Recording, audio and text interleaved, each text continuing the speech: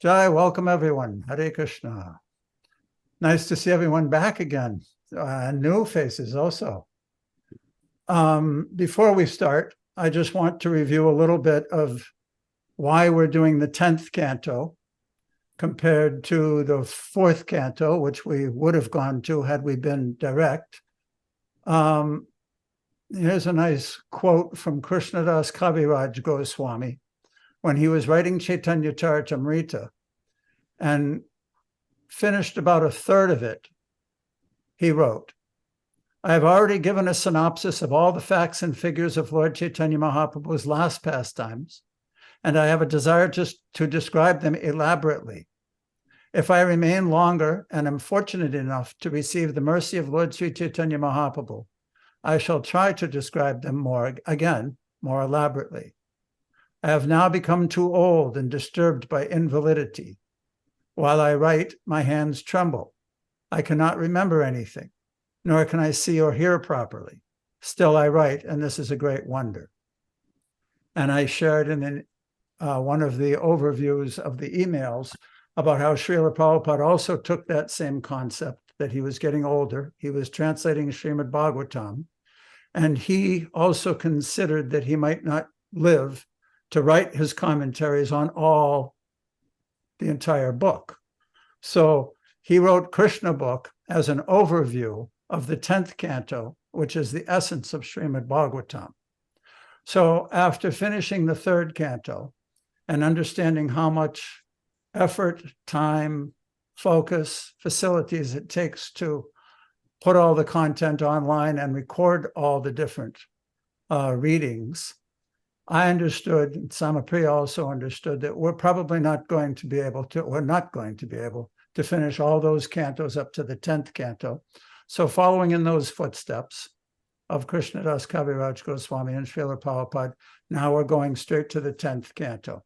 Also, during the months from June to August, 10 of our god brothers and god sisters left their bodies. We're all of a similar generation.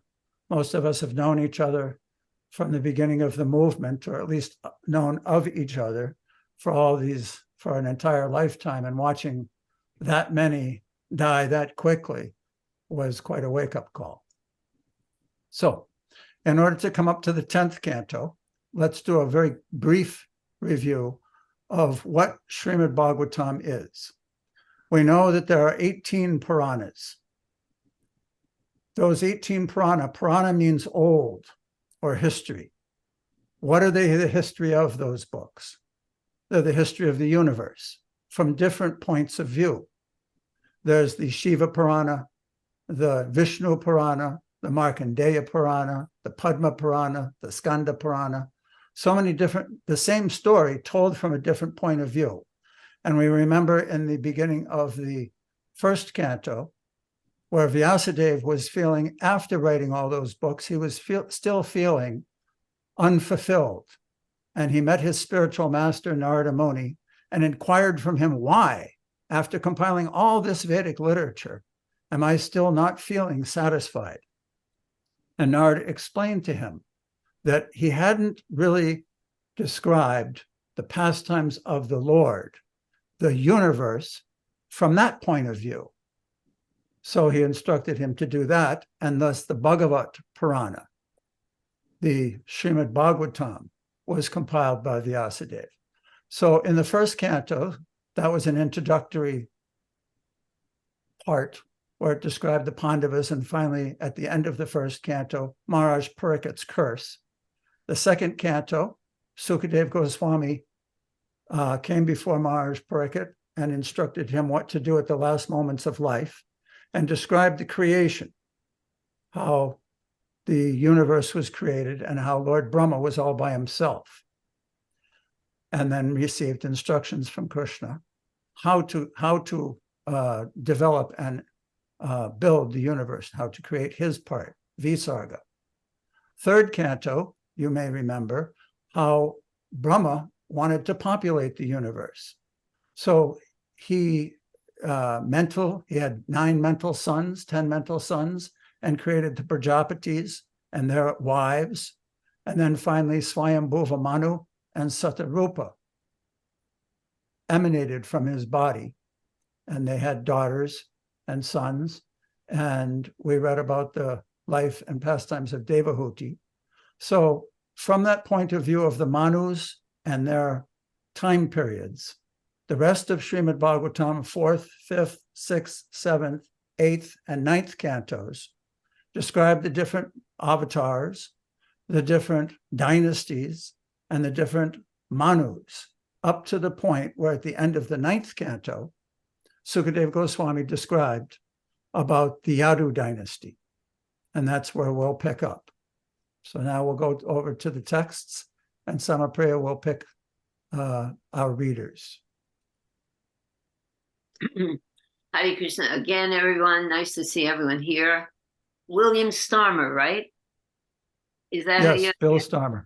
Bill Starmer. Yeah, that's me.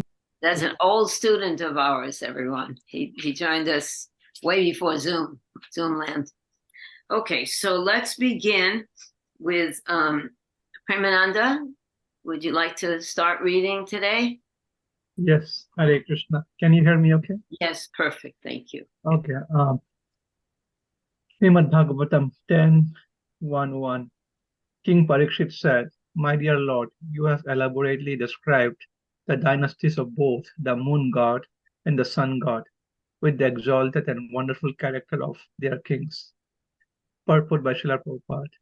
At the end of the 9th canto, 24th chapter, Sukadeva Goswami summarized the activities of Krishna. He spoke of how Krishna had personally appeared to reduce the burden on the earth, how he had manifested his pastimes as a householder, and how, soon after his birth, he had transferred himself to his Rajabhumi Leela. Parikshit Maharaj, being naturally a devotee of Krishna, wanted to hear more about Lord Krishna. Therefore, to encourage Sukadeva Goswami to continue speaking about Krishna and give further details, he thanked Sukadeva Goswami for having described the activities of Krishna in brief. You're unmuted, Sama. Okay. Hare Krishna, sorry. Could you bring back the text? I wanted to show. Notice how Parikshit Maharaj is thanking Sukadeva Goswami. So what does that mean, Premananda? He's this kind of etiquette is being displayed by the king to his spiritual master, that he's thanking him. Right. Is that Yes, so he's expressing his gratitude because the context is Parikshit Maharaj has only 7 days to live, and it's very timely intervention of providence that Sukadeva Goswami Maharaj came to him to assist him on his way back to Godhead. So therefore, Parikshit Maharaj naturally feels so much gratitude to his spiritual master for having him and sharing this Krishna Katha with him, so that he can have a safe journey back home. So I think that's a very natural thing among devotee community, that we express our gratitude, we pray, we seek blessings before any auspicious activity. Good. Prabhupada used to say submissive oral reception. Good. Submissive oral reception. That means we're hearing from the right person, completely surrender to that. Submissive oral reception. Thank you, Premananda. Okay, let's go on now with Manvantara. Would you like to read, Manvantaraji?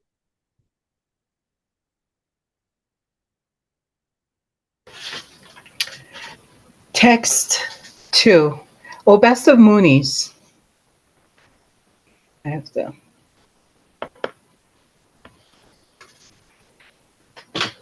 I can't see beyond the images on the screen, so I'll just read it from the book. O best of Munis, you have also described the descendants of Yadu, who were very pious and strictly adherent to religious principles. Now, if you will, kindly describe the wonderful, glorious activities of Lord Vishnu, or Krishna, who appeared in that Yadu dynasty, with Baladev, his planetary expansion.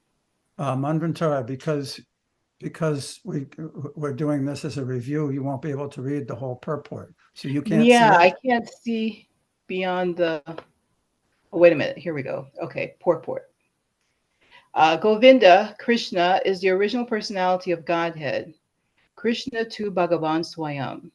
Even Lord Mahavishnu, who by his breathing creates many millions upon millions of universes, is Lord Krishna's Kalpa Visesha, or plenary portions of a plenary portion. Mahavishnu is a plenary expansion of Sankarshan, who is a plenary expansion of Narayana. Narayana is a plenary expansion of the Chatur Vahuha, and the Chaturvaryu Vyuha. are plenary. Say that again. Vyuha. Yuha. Chatur Vyuha. Chatur Yuha are plenary expansions of Baladev, the first manifestation of Krishna. Therefore, when Krishna appeared with Baladev, all the Vishnu Tattvas appeared with him. Okay, sorry about that. Good. No, you're good. So that's it. You have something to add to that, Manvantara? No, but thank you. Okay. Now, if anybody has something to add at any time, then you can raise your hand or speak out so that we can recognize you. Okay. So we'll just go on now with Tisha. You like to read, Tisha? Yes, thank you. Hare Krishna, everyone. Just a second, Tisha. There's, Okay. is there one more in between? No, this Yeah. is the next one is a chart Oh, yeah. that I put in to describe this concept. It's very important. Put it back on the chart then. I'm going to, but I want to explain this. In the dealings of the Supreme Personality of Godhead as the absolute truth, we learn in the first canto, Vadanti tat tat vavidas tattvam yad jnanam advayam, brahmeti paramatmeti, bhagavan iti sabhite. Advayam in that verse means non-dual. It's only one, but it has different features, Brahman, Paramatma, and Bhagavan.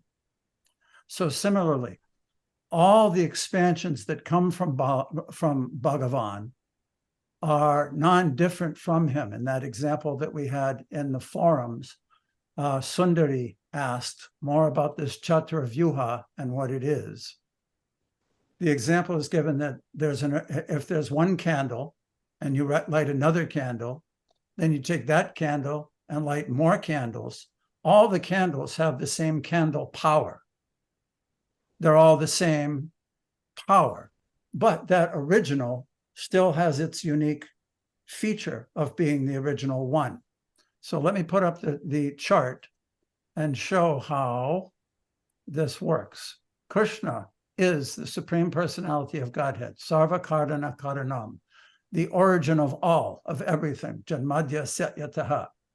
The concept of the Vedic vision of God is that he's the source of all energy.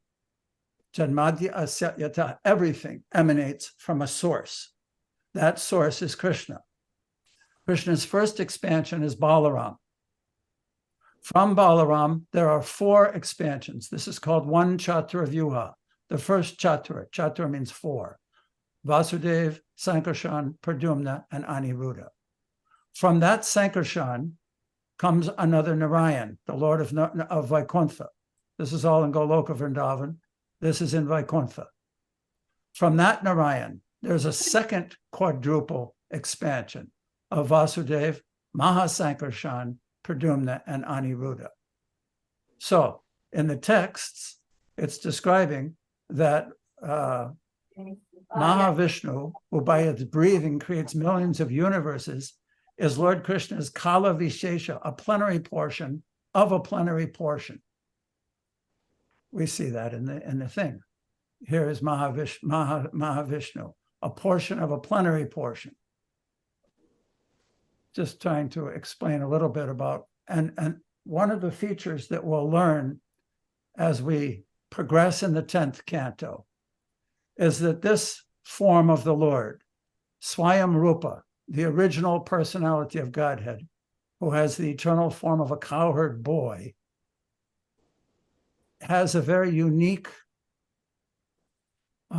exchange with devotees in a place called Braj in Goloka Vrindavan, Vrindavan Prema, Braj Prema.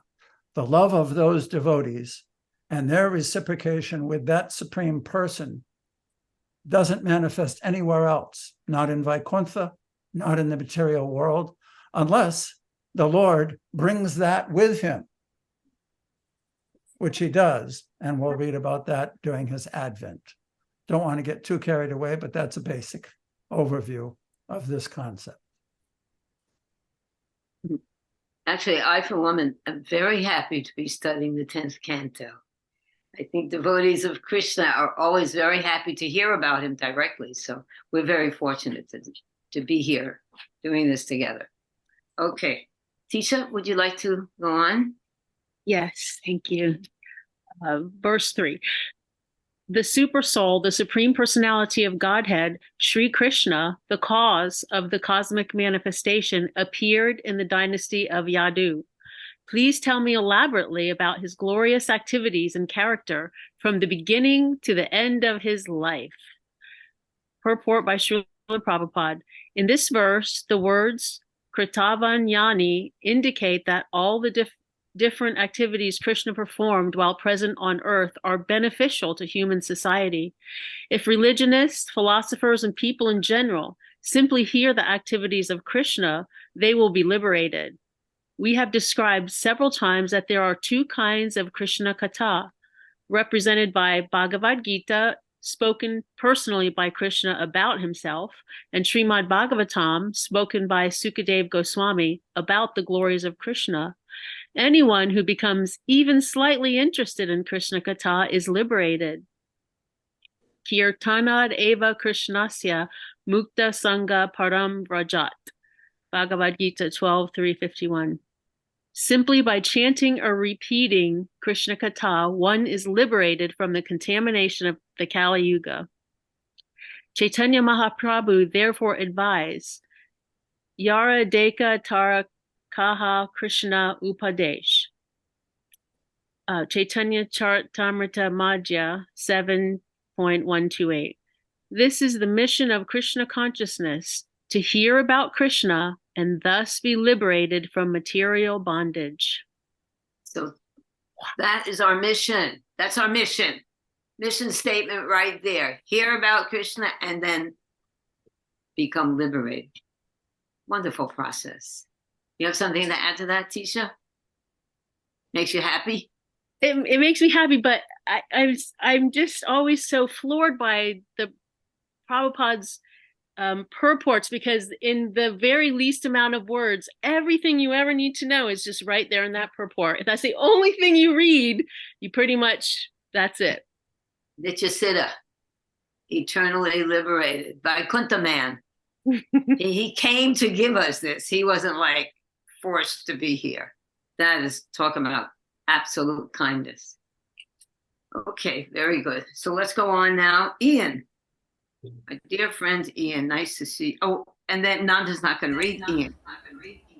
Hare Krishna, are you hear me? Yes. Okay, Hare Krishna, welcome back. Okay, so 10.1.4, the glorification of the Supreme Personality of Godhead is performed in the Parampara system.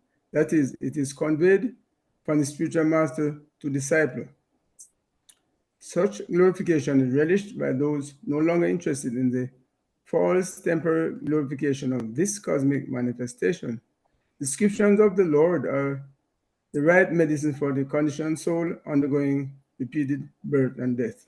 Therefore, who will cease hearing such glorification of the Lord except a butcher, rather, or one who is killing his own self? Purport by Srila Prabhupada. For Krishna Katha, topics about Krishna consciousness, there must be a speaker and a hearer, both of whom can be interested in Krishna consciousness if they are no longer interested in material topics. One can actually see how this attitude automatically develops in persons who are Krishna conscious. Although the devotees of the Krishna consciousness movement are quite young men. They no longer read materialistic newspapers, magazines, and so on, for they are no longer interested in such topics, Libita Tarsehi. They completely give up the bodily understanding of life. For topics concerning Uttamas Loka, the Supreme Personality of Godhead, the spiritual master speaks and disciple hears with attention. Unless both of them are free from material desires, they cannot be interested in topics of Krishna consciousness. And I think that last sentence says it more or less, sums it up. Unmute, Sama. Hare Krishna. Yes, last sentence again. Should I read? Yes. Okay, so unless both of them are free from material desires, they cannot be interested in topics of Krishna consciousness. Hare That's Krishna. wonderful. And Yes. what does it mean killing oneself? What does it mean in the text itself, killing oneself? Well, it's therefore one who will cease hearing glorification of Lord, except a butcher or one who is killing his own self. That's pretty intense words. What does that mean? I think the understanding is that one should be engaged in this, Krishna Katha and, devotion, other things related to devotional service, sadhusanga and all those things, deity worship. So unless one is engaged in that, but the self, the soul, spirit soul. So unless one is engaged in Krishna Katha, then one is rather killing his soul, So that's my understanding. Good. Anyone else have something to add to that? Haribol. Haribol. Good morning, everyone. No. Haribol, this is Chattamai. I was seeing that killing yourself is basically keeping yourself in the cycle of birth and death. You want to come back here, you have lots of desires. Oh, if I just had that car or that position or whatever. It's so important that you're killing yourself. You're coming back. Yeah. Very nice.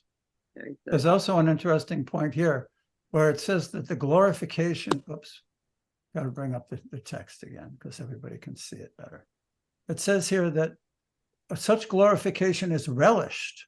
It's not only that devotees who are enraptured with Krishna consciousness and Krishna are biting their nails and trying to restrict themselves from material desires. They've actually come to the point where their interest has been transformed and they relish such glorification. Hearing the glorification is relished by those no longer interested in the false temporary glorification of this cosmic manifestation. Most of the world, obviously, is very much enamored by the glorification of different events in this cosmic manifestation. But once one becomes completely absorbed in Krishna, then automatically the interest in those things dwindles. Thank you. Yeah, perfect. Thank you. Very important to have that concept, understand it. Well, let's go on with William Starmer. Nice to see you here again, Prabhu. Hare Krishna. Been a Hare while. Krishna. Yeah, it has been a while. So, Okay, SB 10-1-5-7. Taking the boat of Krishna's lotus feet, my grandfather Arjun and others crossed the ocean of the battlefield of Kurukshetra, in which such commanders as Bhismadev resembled great fish that could very easily have swallowed them. By the mercy of Lord Krishna, my grandfathers crossed this ocean, which was very difficult to cross, as easily as one steps over the hoofprint of a calf. Because my mother surrendered unto Lord Krishna's lotus feet, the Lord, Sudarshan chakra in hand, entered her womb and saved my body, the body of the last remaining descendant of the Kurus and the Pandavas, which was almost destroyed by the fiery weapon of Ashvatthama. Lord Sri Krishna, appearing within and outside of all materially embodied living beings by his own potency in the forms of eternal time, that is, as Paramatma and as Virat Rupa, gave liberation to everyone, either as cruel death or as life. Kindly enlighten me by describing his transcendental characteristics. Goodness. So what do you think that, of course, this is the text, and the next verse will read the purport, but that section about giving liberation to everyone, even the enemies who are present on the battlefield of Kurukshetra, what does that make you feel about Krishna? Well, it's very merciful. It's also kind of interesting that some folks get their liberation by dying and others by living. And the thing that stood out to me the most about this part of Bhagavatam is the inherent, sort of sincere enthusiasm that Parikhi has for. He's just asking, tell me more. It's genuine enthusiasm about it is a sort of a model that we should all sort of follow and have that same enthusiasm for hearing about Krishna. Oh, that's beautiful. And Prabhupada says he knew he was going to die in 7 days. He said, we don't know if we only have 7 minutes.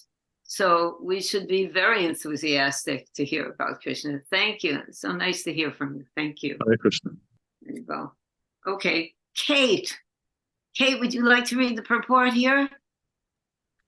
Yes, Hare Krishna. Hare Krishna, sweetie. Thank Nice to you. see you. You as well. The idea purport by Srila Prabhupada. The ideal result of Krishna consciousness, ante Narayana smritihi. If at the time of death one can remember Krishna, one's life is successful. Parikshit Maharaj, therefore, because of his many obligations to Krishna, intelligently decided to think of Krishna constantly during the last days of his life. Krishna had saved the Pandavas, Maharaj Parikshit's grandfathers, on the battlefield of Kurukshetra, and Krishna had saved Maharaj Parikshit himself when he was attacked by the Brahmastra of Ashvatthama. Krishna acted as the friend and worshipable deity of the Pandava family. Moreover, apart from Lord Krishna's personal contact with the Pandavas, Krishna is the super soul of all living entities, and he gives everyone liberation, even if one is not a pure devotee. Krishna is described in this verse as Maya Manusha because he descends exactly like a human being. He is not obliged to come here like karmis or ordinary living beings. Rather, he appears of his own internal energy. Sambhavami Atma Mayaya, just to show favor to the fallen conditioned souls.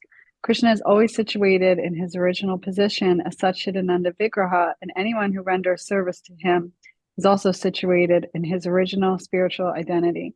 Sarupena Vayayastahi. This is the highest perfection of human life. Goodness, so we don't have to become a pure devotee. Krishna will give us liberation anyway, right? So what does actually that mean? Why are we hearing that? I mean, it's glorious, but what do you think that means? Is there something better than being liberated? I think it just speaks to Krishna's mercy upon, even if we're not a pure devotee, if we're, wanting to hear sincerely, that he is just, that's a step in the right direction. And we step, a little bit, and Krishna really reciprocates in that way. Good. But the people on the battlefield of Kurukshetra who are fighting against Krishna, they weren't even thinking about liberation. They wanted to kill the Pandavas. They were not thinking good thoughts, and then they got liberation. So there must be something even higher than liberation. In fact, there's another book called the Brihat Bhagavatamrita, and that's based on that concept. There is something higher than just liberation. And who can say what that is? Sri Vrindavan. Hare Krishna. Hare Krishna. Peace of my obeisances, all glories to Prabhupada. I'm so happy to be here. It's a very beautiful forum. I like this particular move that you're making the purport, you're summarizing the purport or putting it together smaller, and we can get the gist. So liberation is just that they're not suffering anymore. They're not suffering the material pangs. So they are, in that sense, they're liberated, and they're now situated in the Brahma, in the Brahman, in the impersonal feature of the Supreme. So they are liberated from suffering, the constant suffering that we have in the material world. That's how they're liberated, but they don't have loving interactions with Krishna and the other devotees. So they're like by themselves, like hanging out there in the ether somewhere. And then they have to come down again. And then, okay. So what are we all looking for in this world, Sham? What are we all looking for in the world? And the only thing that's going to make anyone happy, what are we looking for? Looking for love. There you go. So we're looking for love. And if one is liberated, that's nice. And the good thing is, if you fall in love with Krishna, you get liberation anyway. No one wants to suffer in this material world. But the thing that will keep us out of the material world, this misconception that we are the body, is to fall in love with Krishna. Very good. Sweet conversation. Thank you. Okay. Pati, do you have something to add to that? Yes, you talked about liberation, but another point that's important in this particular concept is that Maharaj Parikshit, at the time of his death, he has a week to live. He knows he's going to die. He has so many different options of what to do with his remaining time. And he's describing here why he's chosen to take shelter of Krishna. He has the perfect example of his grandfathers. And he's saying here that they crossed the ocean, which was difficult to cross, as easily as one steps over the hoof print of a calf. So the idea is that by taking shelter of Krishna, this ocean of material existence becomes reduced so that one can easily cross beyond it. Oh, that's beautiful. Right. That's beautiful. And look at that picture, how Arjuna is grabbing onto Krishna. Talk about, that is divine love right there. That's divine love. I think Tisha has a comment. Thank you, Prabhu. I just have a question about why.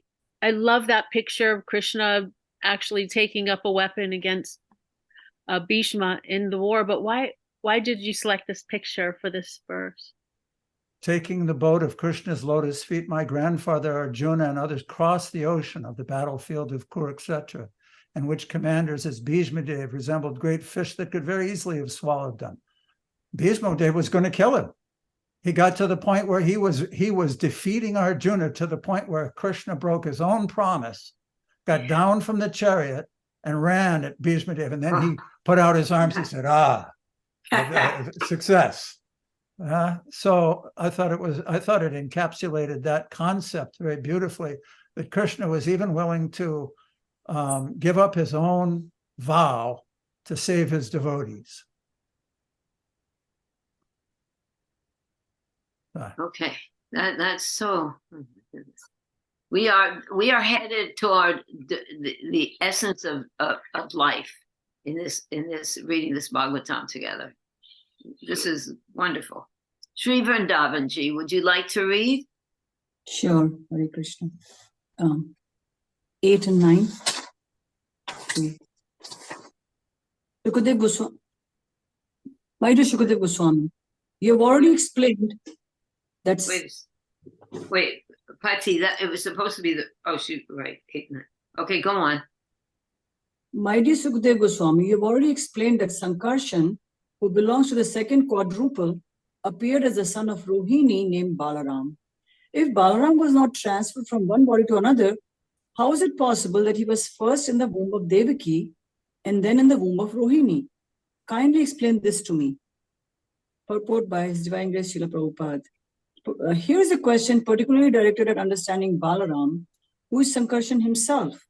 Balaram, I'm actually trying to read from this is so small. Balaram is known as the son of Rohini. It's also known that he was the son of Devaki.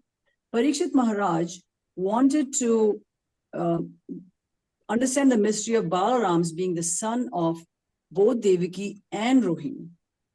Text 9. Why did, I should continue reading text 9, right? Yes? Yes, thank you. Why did Krishna, the Supreme Personality of Godhead, leave the house of his father Vasudeva and transfer himself to the house of Nanda in Vrindavan? where did the Lord, the master of the Yadu dynasty, live with his relatives in Vrindavan? Purport by Srila Prabhupada. These are inquiries about the itinerary of Krishna. Just after his birth in the house of Vasudev, in Mathura, Krishna transferred to Gokul on the other side of the Yamuna. Is this the entire one? We'll just continue. On the Yamuna. And after some days, he moved with his father, mother, and other relatives to Nandagram, Vrindavan. Maharaj Parikshit was very much eager to hear about Krishna's activities in Vrindavan. This entire canto of Srimad Bhagavatam is full of activities performed in Vrindavan and Dwarka. The first 40 chapters describe Krishna's Vrindavan affairs, and the next 50 describe Krishna's activities in Dwarka. Maharaj Parikshit, to fulfill his desire to hear about Krishna, requested Sukadeva Goswami to describe these activities in full detail. Hari Om.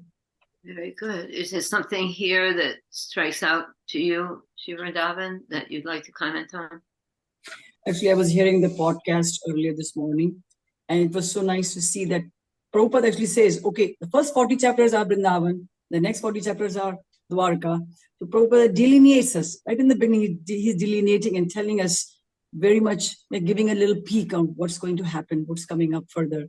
So it was very sweet to hear that Prabhupada is giving us this little glimpse. Wonderful. Thank you. Okay. Jai Shri. Jai Shri. Sweet Jai Shri. Are you there? There Yes, you are. I'm here. Okay, my darling, please read. Thank you. Okay, is it coming up? Hide the video. Okay. Wait, sorry. Okay. Srimad Bhagavatam 10 to 11. Lord Krishna lived in both in Vrindavan and in Mathura. What did he do there? Why did he kill Kamsa, his mother's brother? Such killing is not at all sanctioned in the Shastras. Purport: one's maternal uncle, the brother of one's mother, is on the level of one's father. When a maternal uncle has no son, his nephew legally inherits his property. Therefore, why did Krishna directly kill Kamsa, the brother of his mother? Maharaj Parikshit was very much inquisitive about the facts in this regard. Text 11. Krishna, the Supreme Personality of Godhead, has no material body, yet he appears as a human being. For many years did he live with the descendants of Vrishni. Oh, how many years did he live with the descendants of Vrishni? How many wives did he marry, and for how many years did he live in Dwarka?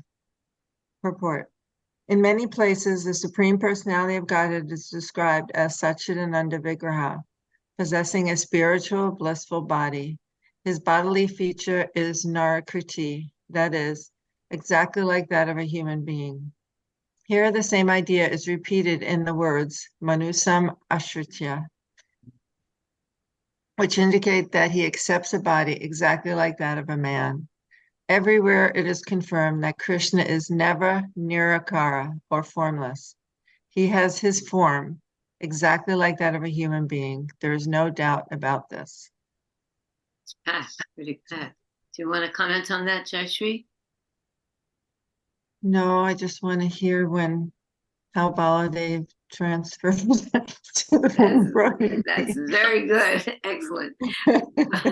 Patsy, did you want to say something about this? Actually, I don't want to say anything about it now. The question is being raised, and it'll be nectar when we get to it, because there's a lot of details and a lot of explanation that Sukadeva Goswami will give. What I've done, as we'll see, as you'll all see as you go through the course materials, is I've included all of Srila Prabhupada's purports, but I'm also reading Vishwanath Chakravarti Thakur's comments and including them if they annotate what Srila Prabhupada said. And once we get up to the point where the Lord has appeared, and then there's reciprocation between him, more between he and his devotees, then it gets very, very relishable. So there's nice explanations about Rohini, Devaki, and Balaram at that point in our study. Okay. Yeah. Tita, you want to say something? I Nice had to a see question. Wondering if this Narakriti, the form just like a human being, is that also there in the spiritual world, Satchidananda Vigraha? Who can you. say? Somebody should be able to say. Premananda? Nanda? Nanda, you want to say? She's Well, she's got it. Well, I was going to ask another question, but yes, it's there in the spiritual world because it's not that Krishna's created after us. We're created after his form.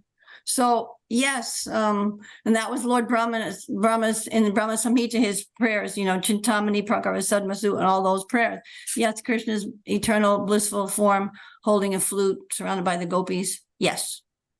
But Thank you. of course, but then the obvious difference is what's the difference between his form and our form? He's Satchidananda, we're Satchidananda, he's unlimitedly Satchidananda, and we're just a little teeny spark of that. Hare Krishna. But Thank you. could I add, I have a comment on these verses that were just read. Sorry, I'll put my little video on, so I'll be a person. Okay, yeah.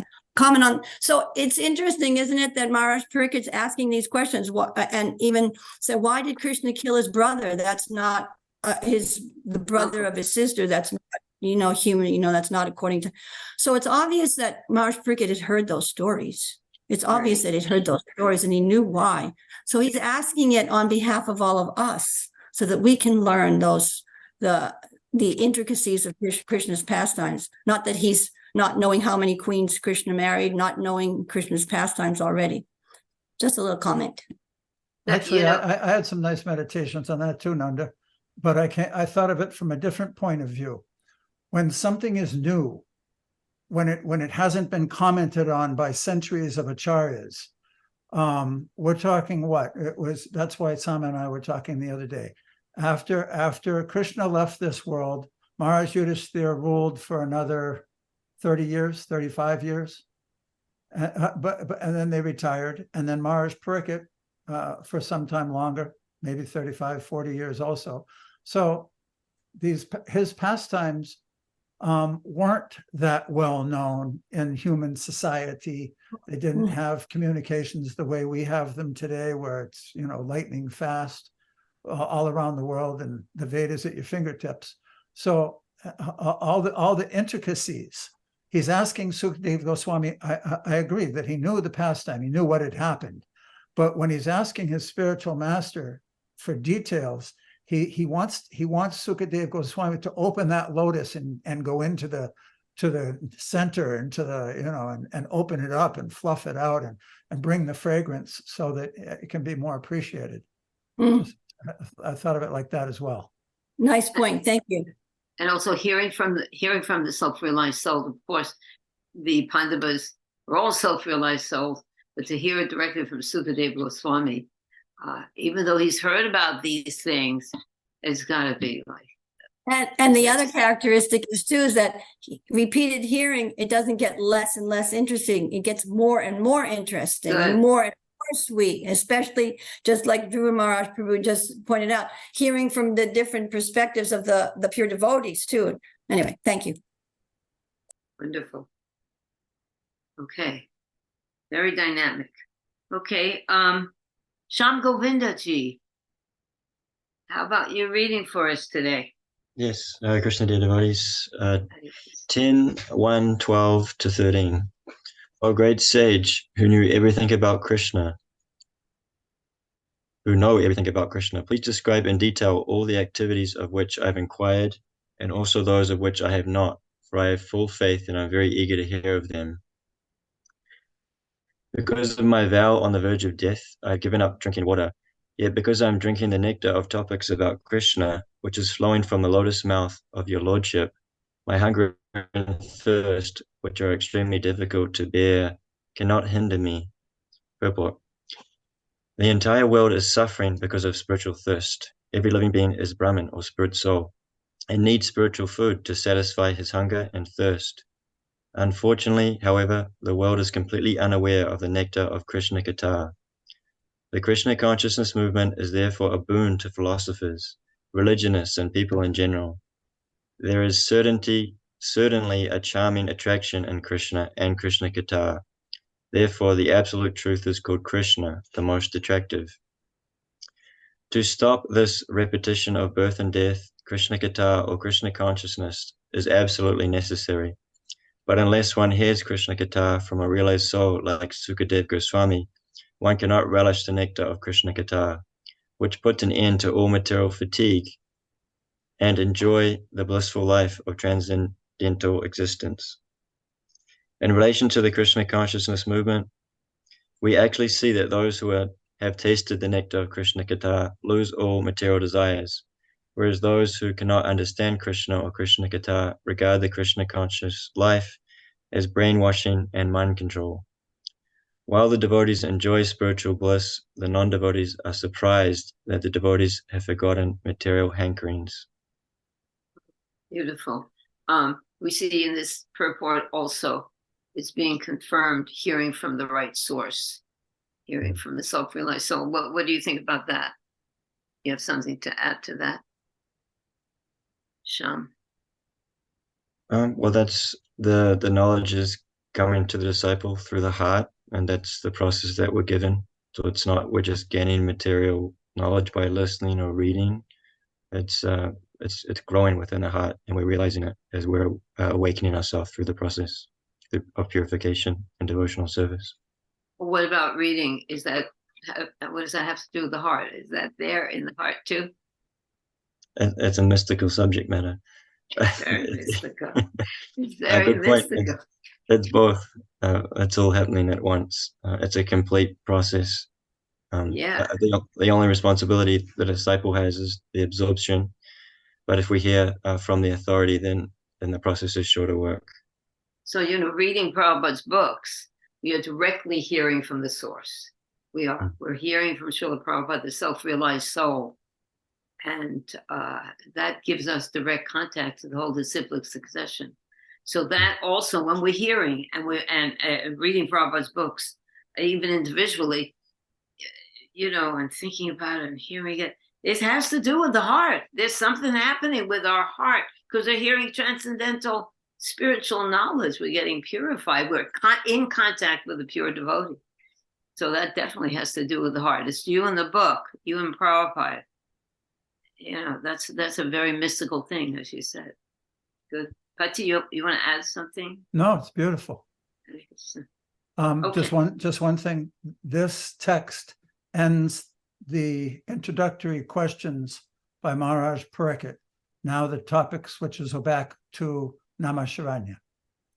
Okay, so we have two more readers. Chaturmayi, would you like to read for us? Nice to see you here again, my darling. Yes, Haribol, it's a privilege. Nice to be with all of you, dear devotees. Srimad Bhagavatam 10.1.14. Sutta Goswami said, O son of Brigu, after Shukdev Goswami, the most respectable devotee, the son of Vyasadeva, heard the pious questions of Maharaj Pariksit, he thanked the king with great respect.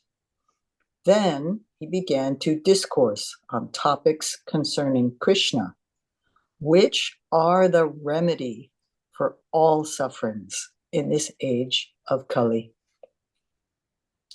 Purport. In this verse, the words Krishna Charitam Kali Kalmasa Grinam indicate that the activities of Lord Krishna are the greatest, certainly the greatest panacea for all miseries, especially in this age of Kali.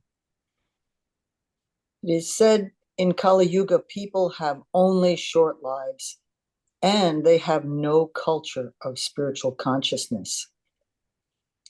If anyone is at all interested in spiritual culture, he is misled, yes, by many bogus swamis and yogis who do not refer to Krishna Katha.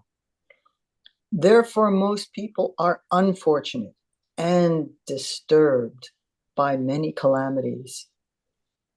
Srila Vyasadeva prepared Srimad Bhagavatam at the request of Narada Muni in order to give relief to the suffering people of this age. The material miseries of the living entity, which are superfluous to him, can be directly mitigated by the linking process of devotional service. But the mass of people do not know this, and therefore the learned Vyasadeva compiled this Vedic literature, Srimad Bhagavatam, which is in relation to the supreme truth. That's Bhagavatam 176. People in general are unaware that the message of Srimad Bhagavatam can give all of human society relief from the pangs of Kali Yuga, Kali Kalmasa Grinam. Okay. Jai. So please comment a little on this and also refer to the two kinds of Krishna Katha. Two kinds of Krishna Katha. Sure. This is such an unbelievable boon that we've been given by Srila Vyasadeva, that he has allowed himself to become an instrument for Krishna's compassion by compiling this beautiful Bhagavatam. The two kinds are the words which are spoken directly by Krishna and those words which are spoken about Sri Krishna. So the first one would be the Bhagavad Gita, and the second would be Srimad Bhagavatam. Wonderful. Okay, that's all we need. And of course, there's the Chaitanya Charitamrita. It's unlimited. Unlimited Krishna Katha. Yes. I have a question for Chaitanya. This whole purport here is describing here that the discourses concerning Krishna are the remedy for all sufferings in this age of Kali Yuga. Why then do we see that people who are hearing them and taking shelter of them and absorbed in them still apparently suffer the influences of Kali Yuga? Woo, big topic. There's many reasons why devotees suffer. There's Krishna's will. There's residual karma. There's these are basically all arrangements of Krishna for certain things to play out. We shouldn't be disturbed, even though suffering is disturbing. We need to trust that whatever is happening to us is all mercy. Good. And somewhere, somehow, there is a positive result. It is for, and the ultimate positive result, of course, is being for Krishna's pleasure. Good. Shri Vrindavan?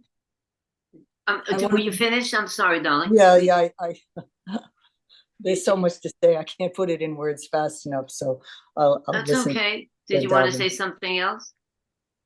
I'm thinking of, in particular, the suffering of Haridas Thakur. He was beaten in 21 marketplaces. I mean, why did he have to suffer? He was the Namacharya.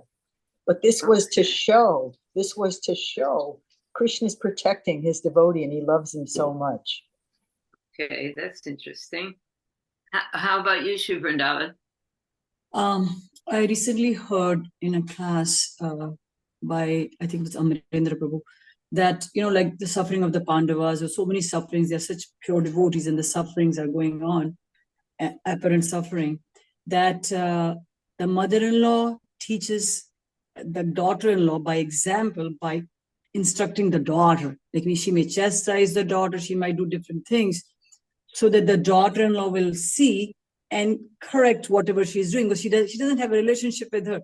So Krishna is actually putting the devotees where with all these apparent sufferings are happening. Oh, very interesting. Give as an example for others. So he's kind of training others by putting putting the devotees in these kind of so-called calamities.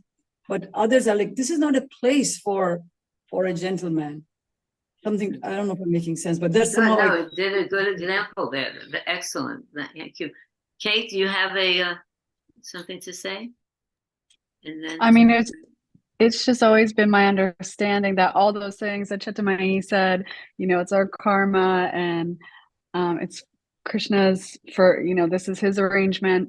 But it was always been my understanding that just because we take to this path, it doesn't mean that our reactions, they're not going to stop. They may slow down and they may be less, and we may have deeper understanding as to, why we're having the material problems that we're having.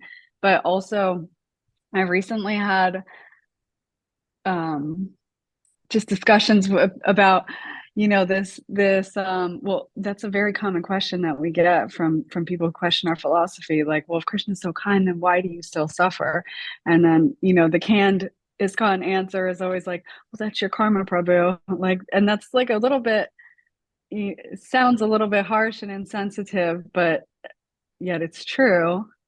But how do we kind of understand? But at the same time, we know that everything is Krishna, and this is his will, and we know that he's kind, and we know that he ultimately loves us. So he has, our karma could be a lot worse. That's another kind of response that we always give and hear when we talk about our material suffering.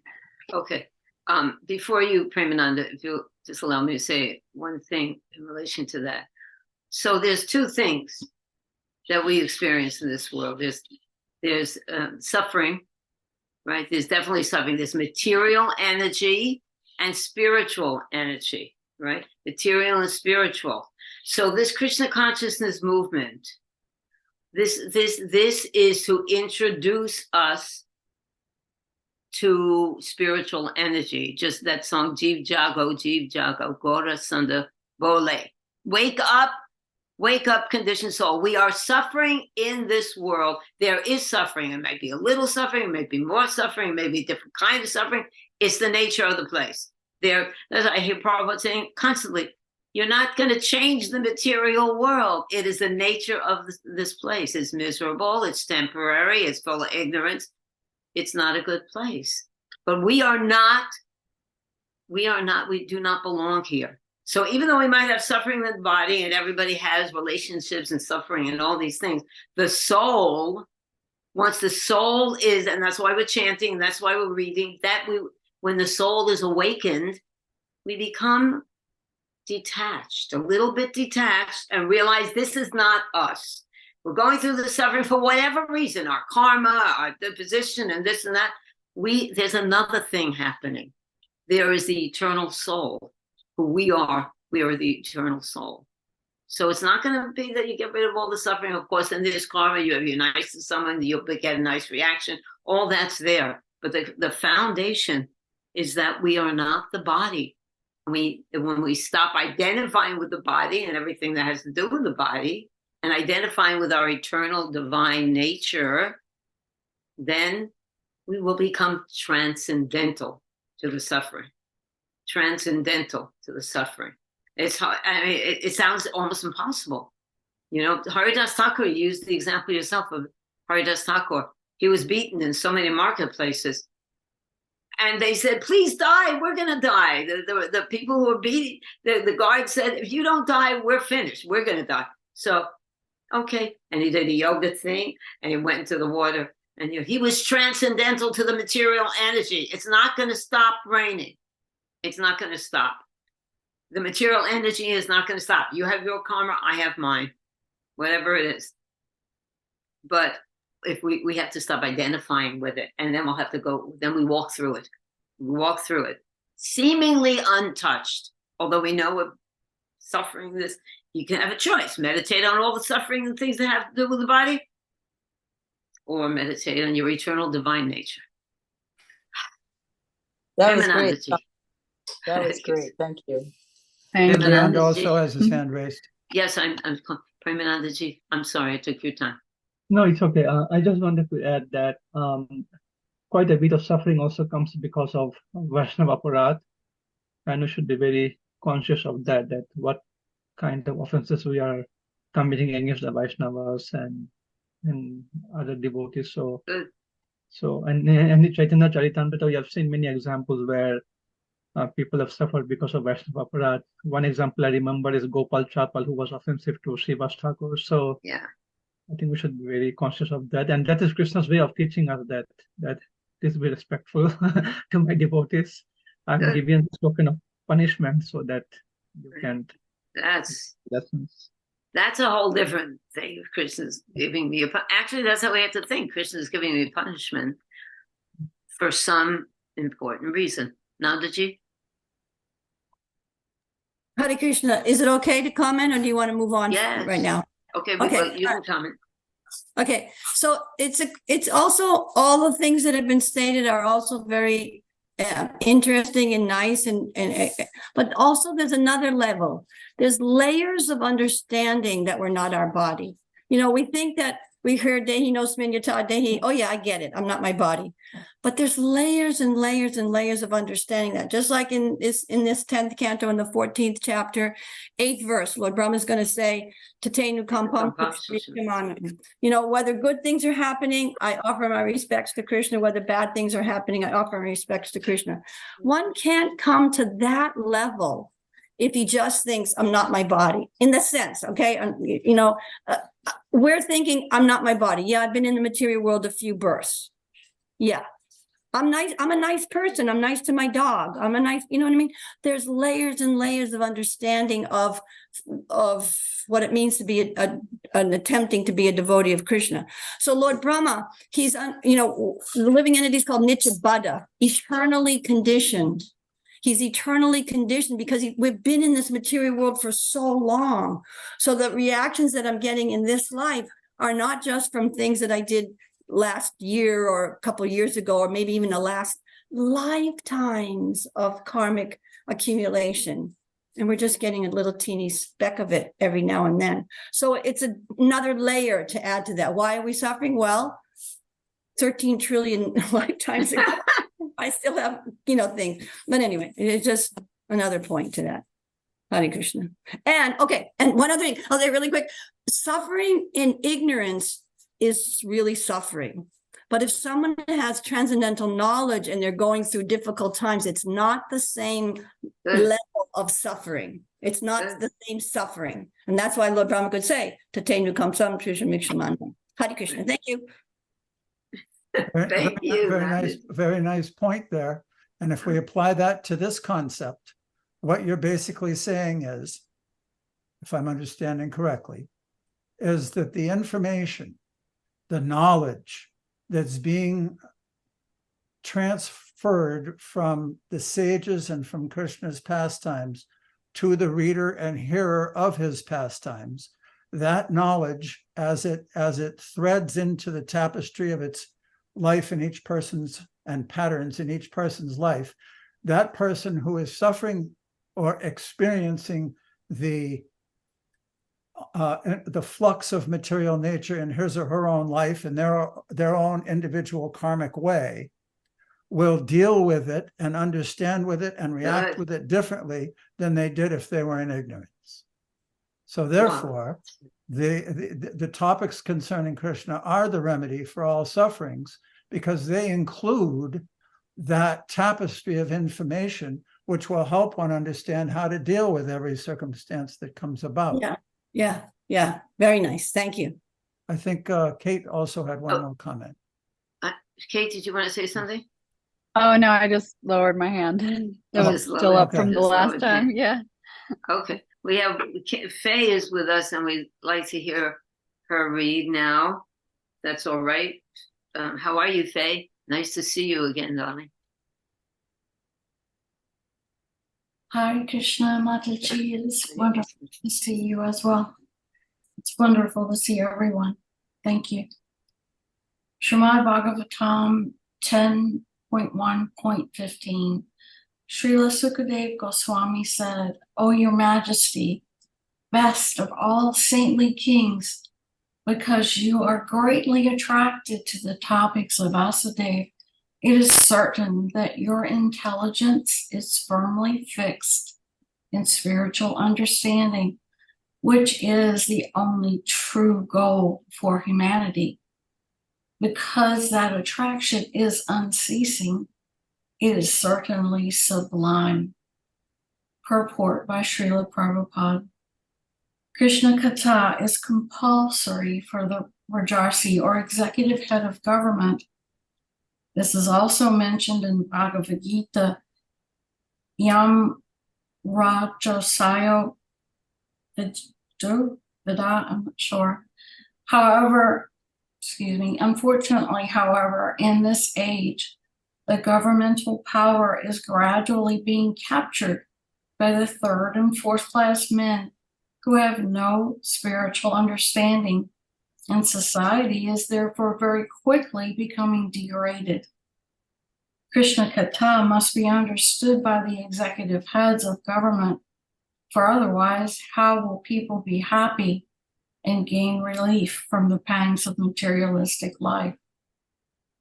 Maharaj Pariksit was Rajarsi Sattama, the best of all saintly kings, and Sukadev Goswami was Muni Sattama, the best of Munis. Both of them were elevated because of their common interest in Krishna Katha. The exalted position of the speaker and the audience will be explained very nicely in the next verse. Krishna Katha is so enlivening that Maharaj Pariksit forgot everything material, even his personal comfort in relation to food and drink. This is an example of how the Krishna consciousness movement should spread all over the world to bring both the speaker and the audience to the transcendental platform and back home, back to Godhead. Very well. Tom, you have to unmute. Prabhupada is so encouraging. Spread this and we're all going back to Godhead. How wonderful is that? Okay. Faye, you want to comment a little on that? That wonderful verse that gives us great hope. Hope is one of the best things we can ask for when we don't deserve it. I comment from a little bit earlier about miseries and suffering. They can be miseries and suffering that are coming from ourselves, miseries and suffering inflicted from the actions of other people, and miseries and suffering that is more environmental or a cumulative disaster. From what I've learned thus far, it is very hard to be equiposed, to accept happiness and not be overtaken by it, to accept sorrow and not be overtaken by it. The only way to stay in the middle, to hold my balance, like on this chair I'm rocking, is to be equiposed and poised in such a way that, try as I might, to elevate my thoughts to the transcendental. Good. There was a passage, I think it's Matthew, that I learned as a little girl. As little children, you are in this world, but not of it. And as a devotee, we are in this world. We're in the material reason because of our own actions, our own misdeeds. We're not left here alone. We certainly have the benefit of the Paramatma, the super soul, being with us, always in the material world. We're never alone. But we also have a formula.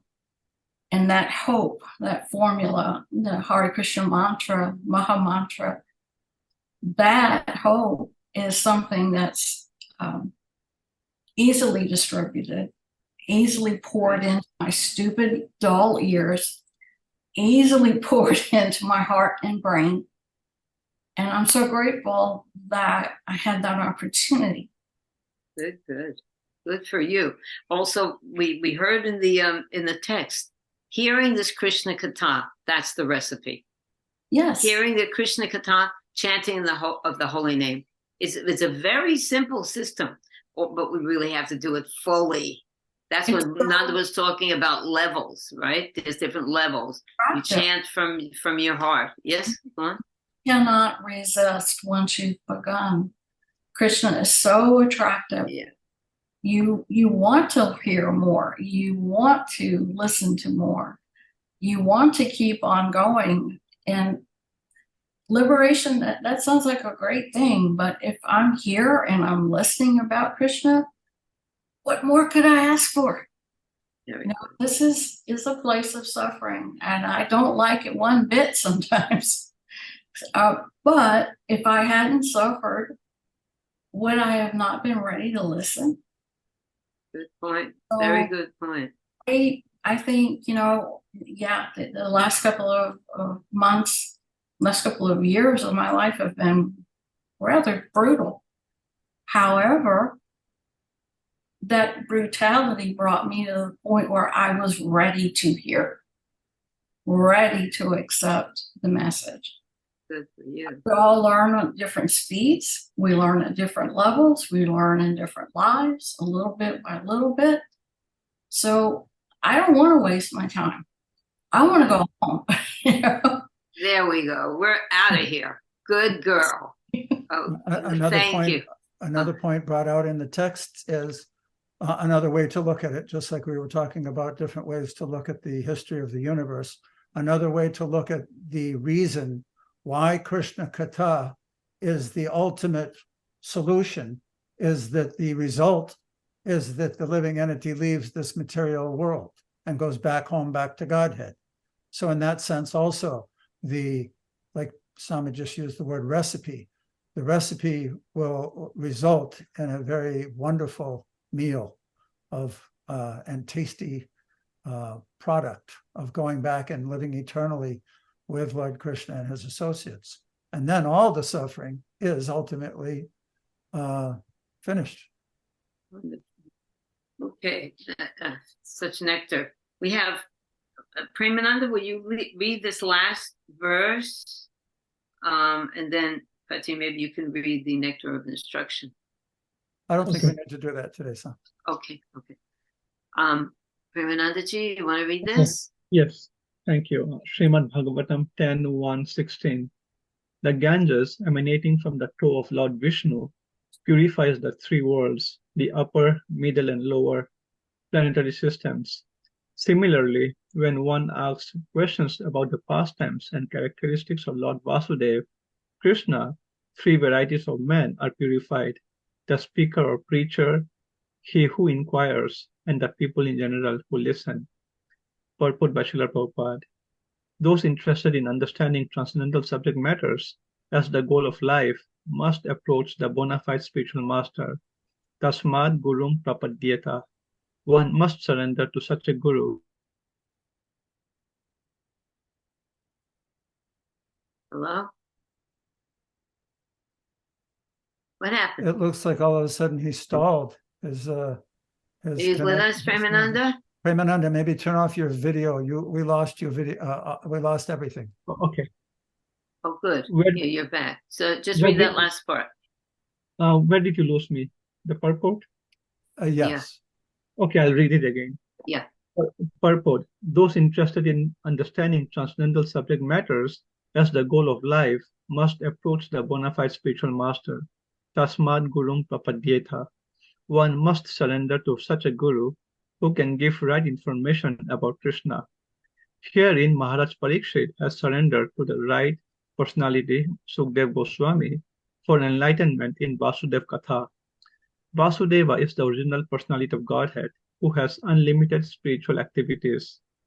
Srimad Bhagavatam is a record of such activities, and Bhagavad Gita is the record of Vasudeva speaking personally. Therefore, since the Krishna consciousness movement is full of Vasudeva Katha, anyone who hears, anyone who joins the movement, and anyone who preaches will be purified. Jai. Jai.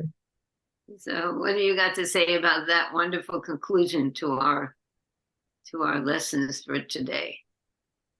Well, I was just kind of amazed by the the three types of purification, or the purification happening in three categories of people: one who speaks, one who hears, and one who inquires. You say that there's this kind of a difference of purification between not just hearing, you also have to inquire.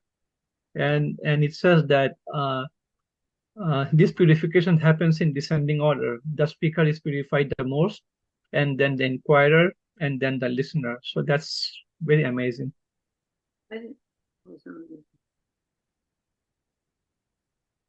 I didn't get that actually. I got that everybody is purified. The speaker, the audience, and the hearer.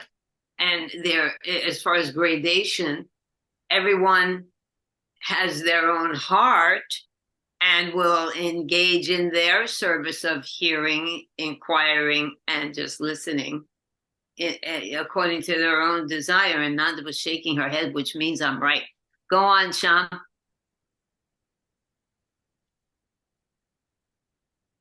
Oh, yeah, sorry, you said what I was going to say. I think it's that the three apply to any one person at any one time, because one person may be preaching at an event and then they go back and they read Prabhupada's books, and then they have the choice of either, going to watch car racing or read the Bhagavatam. So they're going to inquire. So there's the process is just continually going on. It's a repeated process within one's heart. That's an example of how you thought of it in a totally different way, as an inquirer and as a preacher and as a part of the audience. I mean, those three things are equally satisfied, I think. Can you understand that, Premananda? Thank you, Sham. Does that make sense to you, Premananda? It makes sense, but nowadays I don't know whether it happens in your temple. In our temple here, as soon as the Bhagavad Gita starts in the morning, people just leave the temple room. The morning darshan is over, the Srimad Bhagavatam class starts, and people just start leaving. So I see there's no desire to sit and hear, even though this is so purifying just to hear, even if they don't understand. Just the transcendental sound, transcendental message is so purifying to the heart and the mind. So people, somehow it's so difficult to attract the newer people, the guests who come and visit the temple, to make them sit and hear Krishna Katha. So that's what we all are struggling with, basically from a temple management perspective. Oh, see, I didn't even think of that. And then during Prasadam time, everybody shows up. Well, that's okay. So we don't know what people are going to do when they leave the temple, and also we have the internet, so the class can be heard, and maybe someone is going to work, or maybe somebody is doing puja, or maybe to make a blanket statement, well, they're leaving the temple and they don't want to hear Krishna Katha because they don't have a taste. That's, I think, a little bit, maybe a generalization, perhaps, of, because we don't know everyone individually. Although that is true, I understand that, but if you have a chance to sit in front of the speaker face to face, why didn't you take that opportunity? I mean, hearing online and hearing in front of a speaker is so different. I mean, that's my point of view. It's not that.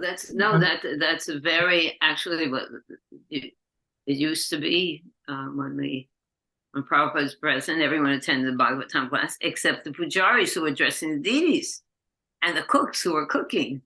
So, but you're right in this, and I know, Premananda, you have a great taste for hearing, and you are very fortunate that you have that taste, and that will help you to progress back to Godhead. Because we just read it just now. One who has a taste like that's it. So, but these are some things that Prabhupada was so kind.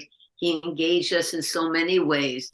Actually, we've had discussions. What is kirtan? Is kirtan just chanting in the street Hare Krishna? And Prabhupada has said often, kirtan is the person who's writing the book, who's publishing the book, who's cooking in the kitchen. I mean, there are so many services that one can do for Krishna according to his own inclination.